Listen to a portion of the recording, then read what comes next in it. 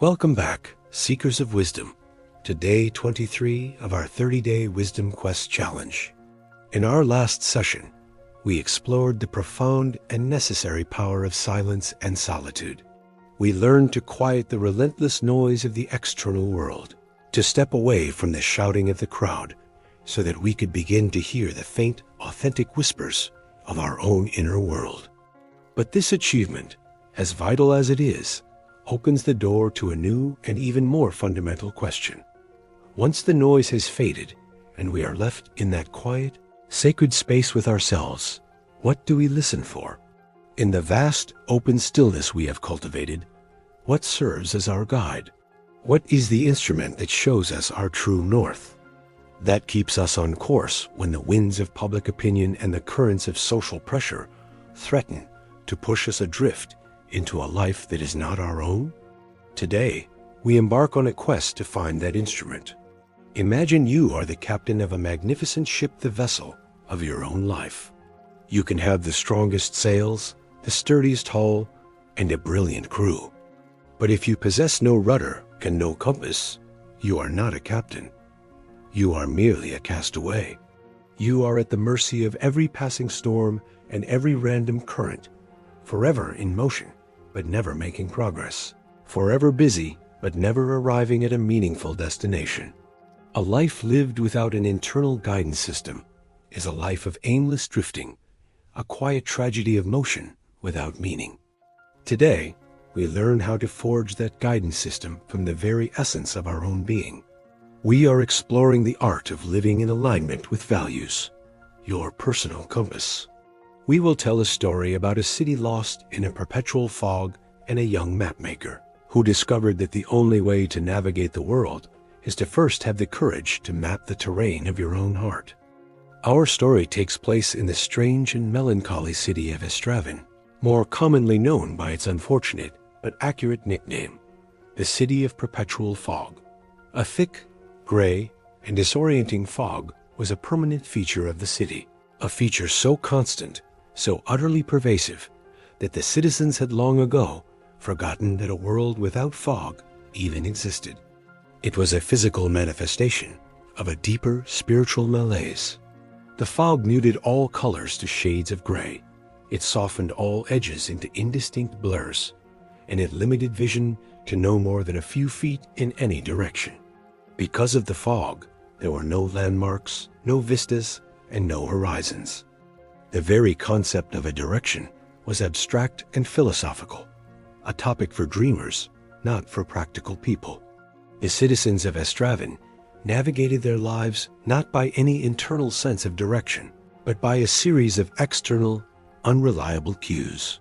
The most common method was simply to follow the vague, shadowy shape of the person walking directly in front of them, assuming that person knew where they were going, creating long, meandering chains of people, all following a leader who was himself lost.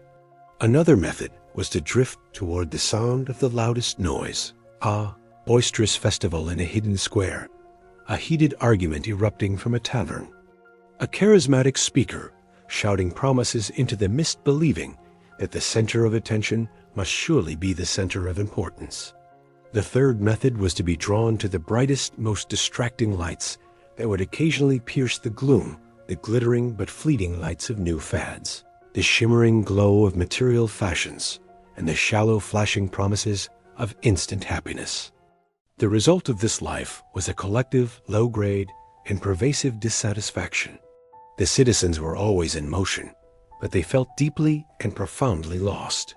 They were often in crowds, yet they felt a stark and painful loneliness. They made endless choices based on external pressures, but they had no real agency, no sense of authorship over their own lives. They suffered from a spiritual sickness, a deep and chronic sense of misalignment, for their daily actions were completely disconnected from any authentic inner purpose. This pervasive misalignment leads to dissatisfaction on a civic scale, a quiet sorrow that clung to the city like the damp fog itself. They lived lives of quiet, foggy desperation. In this city lived a young man named Orion. He was a mapmaker's apprentice, a profession that was both essential and, in its own way, the city's cruelest joke. He was a skilled craftsman, his lines on the parchment precise, his lettering beautiful. He spent his days in a dusty workshop, copying the old, beautiful maps of the city maps that showed streets and squares that no one could truly see, maps that were functionally useless in the suffocating fog. He felt the futility of his work in his very bones. He saw the same quiet despair in the eyes of his customers. They would buy his beautiful, useless maps with a flicker of desperate hope, perhaps pinning them to their walls as a reminder that the city once had a shape, a structure. But they would inevitably return to the gray, aimless drift of their lives, their hope extinguished by the reality of the fog. Orion's internal conflict was the central tragedy of his city, made personal and acute. He longed for clarity, for direction, for a sense of purpose that felt true and solid in his hands. He would sometimes stand in a crowded square, watching the citizens drift from one loud noise to another, and feel a profound sense of wrongness, a deep ache in his soul. This could not be all there was to life. His dissatisfaction was a compass of its own, pointing away from the life he was living, but he did not yet know how to read its strange magnetic pull. His greatest desire was to create a map that worked, a map that could lead not just to a place, but to a state of being, a state of clarity, a place beyond the fog. There was a legend in Astravan, a story whispered by the very old in the quietest corners of the city, a myth dismissed by the practical and the cynical as a fairy tale for children. It was the legend of the first cartographer, the woman who had founded the city centuries ago, in a time before the fog. The legend said that the first cartographer, a woman named Lyra, had navigated her life with an unerring and almost magical precision. It was said she possessed a magical artifact called a Sunstone. This was not a stone that gave off light, but one that found it. It was a personal compass that, no matter how thick the fog later became, would always glow with a gentle warmth and point in a single unwavering direction, toward the clear mountains, a mythical range that was said to lie somewhere far beyond the city, a place of bright sun, crisp air, and endless vistas. The legend said that the first cartographer was a woman of immense integrity and unwavering authenticity, and that her sunstone was not a thing she found, but something she forged from the very essence of her own being. It was a compass built from her deepest convictions, her most cherished principles. It was a compass built from her core values. The legend concluded that the secret to forging one's own sunstone was hidden somewhere in the city's great archive, a vast labyrinthine building of black stone that now lay mostly forgotten as no one saw the need for old knowledge in a world with no direction. Orion, like most of his generation, had always dismissed this as a children's story, a comforting myth about a lost golden age. But his growing dissatisfaction, his deep and painful sense of misalignment, had made him desperate. The pain of his purposeless life had become greater than his fear of the unknown. One day, while studying one of the oldest and most faded maps in his master's collection, a map drawn by the first cartographer herself, he saw something he had never noticed before. Tucked into the ornate border was a tiny, almost invisible symbol etched into the parchment. It was the symbol of a sunstone, and it was pointing directly toward the location of the great archive on the map. It was a sign. In that moment, Orion made a choice that would alter the course of his life. He would no longer be a drifter. He would no longer copy the useless maps of a lost city. He would embark on his own quest. He would seek out the secret of the first cartographer. He would attempt to forge his own compass. The great archive was a silent, intimidating place, its vast halls filled with the dust of forgotten knowledge and the weight of centuries. It was not a simple library where one could look up an answer. The ancients had designed it as a kind of magical labyrinth, a place that tested the sincerity and courage of those who entered. An inscription above the great stone doors read, "He who wishes to map the world must first have the courage to map himself." As Orion stepped inside, the great doors boomed shut behind him, plunging him into a deep darkness, broken only by a faint, distant light. His quest for his values had begun. This was to be his great exercise for value clarification. His first trial took place in what was known as the Hall of Resonant Moments. The hall was a long, dark corridor, and as he walked, scenes from his own life began to play out on the walls as vivid, silent, holographic illusions.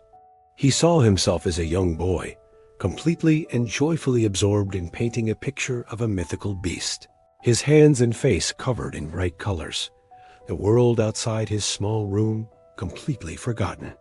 He saw himself as a teenager, sitting up all night with his closest friend, sharing their deepest fears and wildest dreams, a feeling of profound, easy connection flowing between them. He saw himself as a young apprentice, the first time he managed to carve a perfectly straight, beautiful line onto a difficult piece of parchment, the feeling of pride and hard-won mastery swelling in his chest. He saw a moment he had stood up to a city guard who was bullying a poor street vendor, a surge of protective fire running through him. As each scene of true, unforced joy or profound rightness played out, a disembodied voice would echo in the hall, a voice that was neither male nor female, but felt ancient and wise. It asked a single simple question: what was the value being honored here? At first, Orion was confused. These were just moments, feelings, but the archive demanded clarity. He was forced to look deeper, beneath the feeling, to the principle that gave it life. For the memory of painting, after long reflection, he wrote down the word creativity. For the moment with his friend, he wrote connection. For the perfect carved line, he wrote mastery or excellence. For the encounter with the guard, he wrote justice. He was learning the importance of knowing your core values. He was discovering that they were not abstract ideals taught by others, but were the active ingredients, the resonant frequencies, in every moment of his genuine happiness and fulfillment. He spent days, perhaps weeks, in that hall, walking through the museum of his own life, collecting these words, these shining fragments of his own soul. His second trial led him to the chamber of righteous indignation. Unlike the previous hall, this room was designed to replay his moments of greatest anger, frustration, and sadness. It was a far more difficult place to endure. He was forced to relive the moment his first mentor, a man he had deeply respected, had taken credit for a beautiful map Orion had designed. He felt the familiar, hot surge of betrayal and the sting of injustice. He relived the deep sadness he felt when his childhood friend, the one with whom he had shared his dreams, had moved away from Estraven, leaving a void that had never been filled. He relived his daily, grinding frustration at his meaningless work, the feeling of his potential slowly suffocating under the weight of the fog.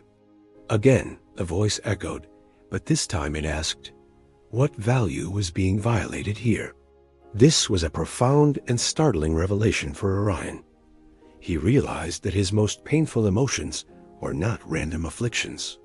They were signposts of immense importance.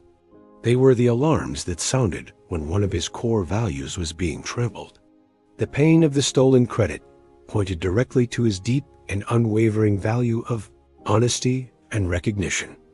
His sadness at his friend's departure pointed to his value of loyalty and deep connection. His frustration with his work was a constant signal that his values of growth and purpose were being starved. He learned that how misalignment leads to dissatisfaction is a perfect diagnostic tool. His negative emotions were a compass of their own, always pointing away from what was wrong and toward what he held most dear. He added these new, hard-won values to his growing list, understanding now that they were forged not just in joy, but in pain as well. The third and final trial was the most complex and agonizing. It was called the Garden of Forking Paths, and it was designed to test his ability at making value-driven decisions when there was no easy answer. He found himself in a misty garden where the path constantly split in two. At each fork, he was presented with a difficult moral dilemma, an allegorical scenario where two of his newly identified and cherished values were placed in direct conflict. At one fork, he was presented with a choice. On one path, he saw a vision of himself living a long, safe, and prosperous life in a beautiful, self-contained garden, free from all hardship. This path represented his value of security. On the other path, he saw a vision of himself on a rickety ship, sailing into a storm on a quest for new lands, a life of immense risk and uncertainty, but also of incredible discovery. This path represented his value of adventure. He, whose life had been too safe, whose soul was crying out for expansion, chose the path of adventure, acknowledging that it was a higher priority for him than absolute security. At another fork, he had to choose between exposing a painful truth about a corrupt but beloved community leader, an act that would help the city but deeply hurt the people he cared about, or remaining silent to protect the peace of his community. This was a brutal choice between truth and community harmony. This choice agonized him for days.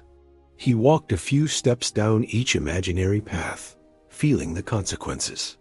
He eventually chose the path of truth, realizing that a harmony based on a lie was not a harmony he could live with, and that his integrity demanded the more difficult path. He was presented with dozens of these scenarios, each one forcing him to get clearer and clearer about what truly mattered most to him, to create a hierarchy of his principles. He was learning that living a life of authenticity was not easy. It required constant, difficult, and courageous decision-making. After completing the trials, his mind exhausted but his spirit clearer than it had ever been, the labyrinth led him to a final central chamber. In the center of the room was a great, silent forge, its fires glowing with a soft, white light that seemed to respond to his own heartbeat. He knew what he had to do.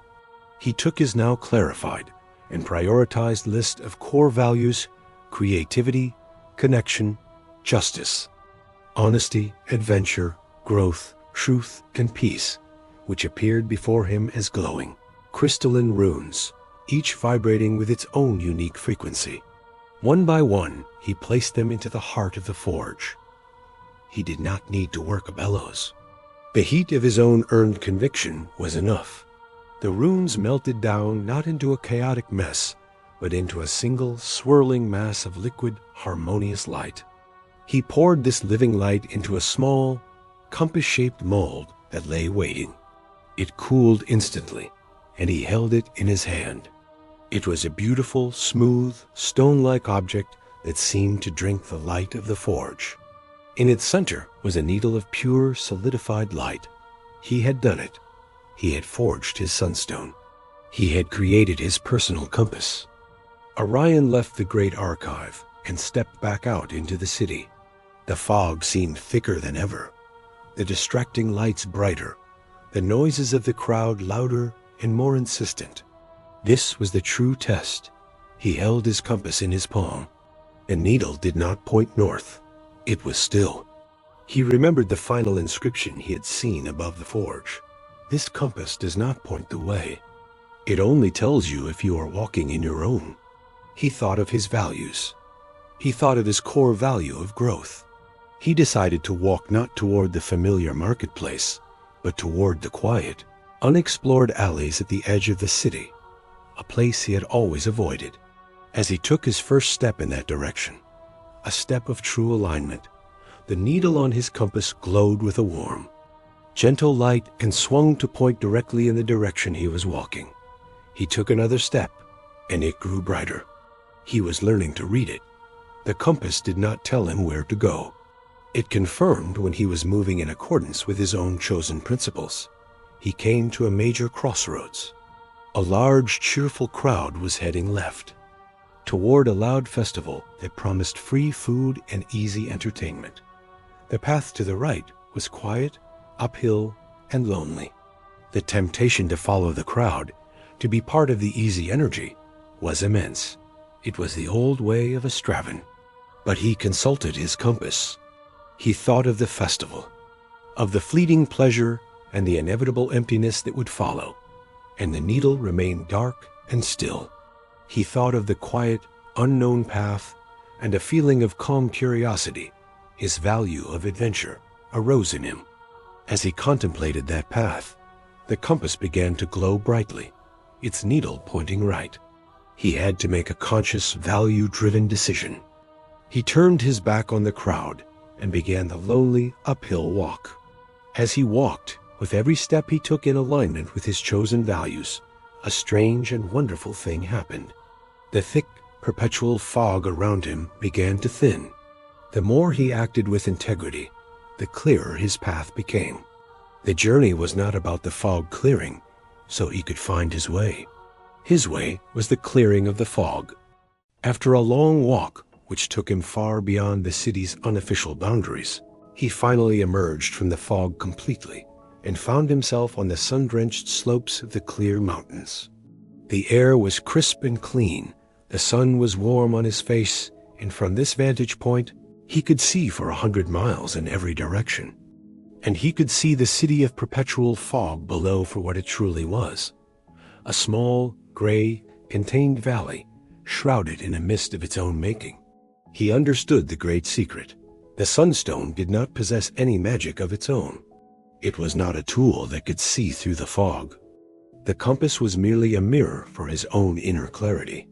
It was the act of living in alignment with his values that was the true magic. His authenticity was the sun that burned away the mist. His purpose had not been to find the clear mountains.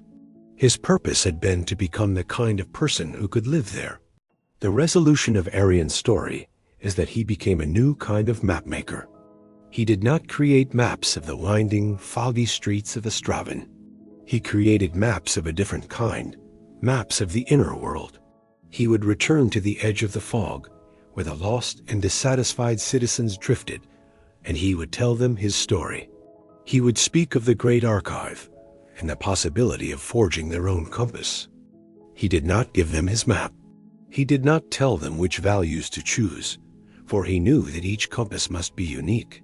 He simply pointed them toward the quiet, intimidating door of the archive of the self and said, "The map you are searching for is not of the world, but of you. The work is difficult, but the clarity is worth the journey." He had become a guide, a man of true purpose, helping others to stop drifting and to begin the sacred, personal, and life-altering work of forging their own personal compass and finding their own way out of the fog. This, dear seeker, brings us fully to you, not as a passive audience member, but as the next soul at the edge of the mist. The next person holding a half-finished map in trembling hands, looking for direction, not from the sky, but from within. You may not have walked through the great archive, but life has already brought you your own trials, your own moments of silence, your own aching doubts, your own forks in the road, when you had to choose not between right and wrong, but between comfort and truth. This is where your journey begins, not with certainty, but with sincerity. The longing you feel, the hunger for meaning that echoes through your quieter hours, that is not weakness. That is your call to adventure. That is your heart saying, "I am ready to live by something real." And perhaps, like many in Astravan, you've been drifting, going where the noise leads, following the loudest voices, chasing lights that flicker and die, playing roles handed to you by a world that never asked what your soul needs. But now, you are being asked something different. Not, "What do others expect of me?" Not, "What looks good from the outside?" Not, "What's the safest option?" But this, "What do I deeply, truthfully value enough to live by it, even when it costs me?" That is the question that reshapes lives. And it is not answered once, but answered daily. We often imagine that purpose is something we discover in a dramatic moment, some mountaintop epiphany that makes everything clear.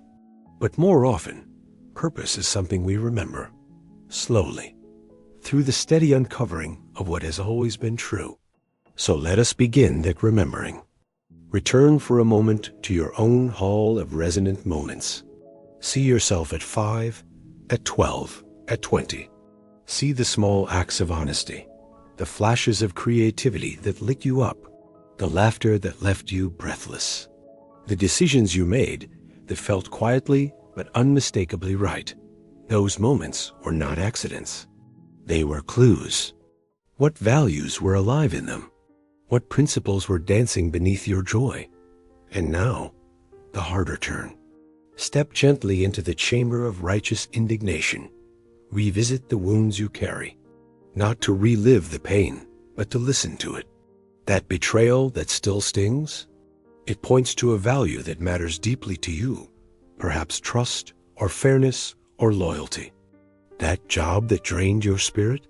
It likely violated your value of creativity or autonomy or meaning. That quiet sadness you can't quite name? It may be the absence of connection or peace or spiritual depth. Your pain is not your enemy. It is your compass asking to be heard.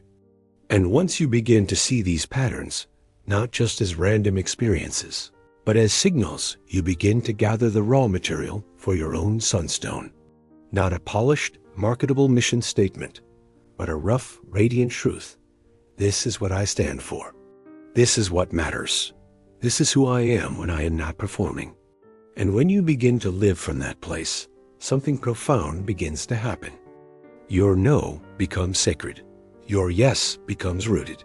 Your time begins to align with your values. Your energy begins to return.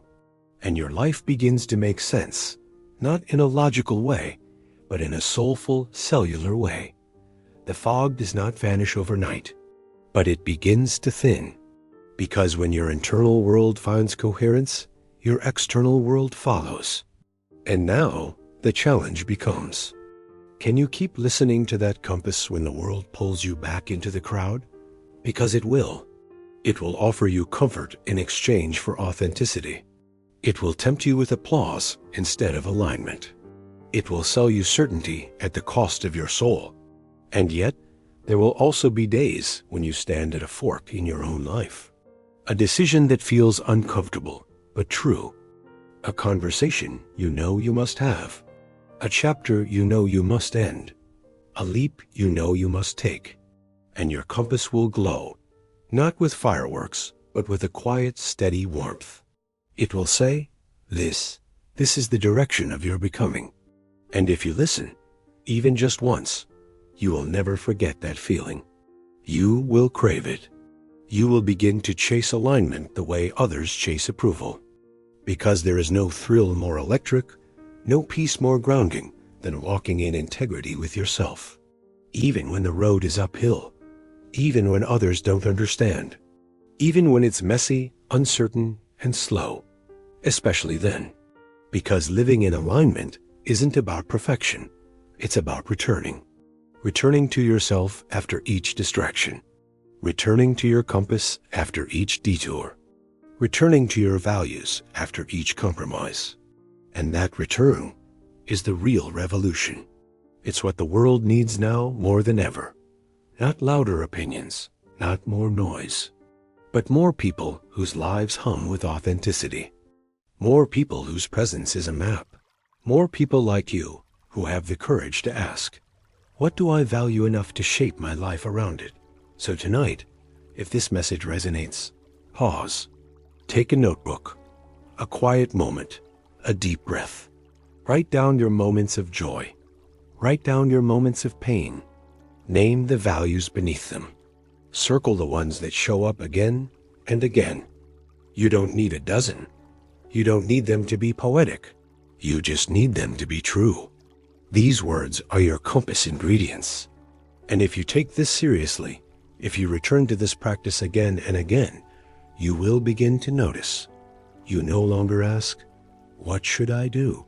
You ask, what honors who I am becoming? And that question will take you places the fog could never reach. So walk on, brave one. Walk with discernment. Walk with gentleness. Walk with the integrity that can only come from self-trust. And when the fog returns, as it always does, don't panic. You now carry something stronger. A light forged in memory, in pain, in courage, and in truth. And in that light, You are not just walking a path. You are becoming one. You are the living map, and your life is a landmark for others.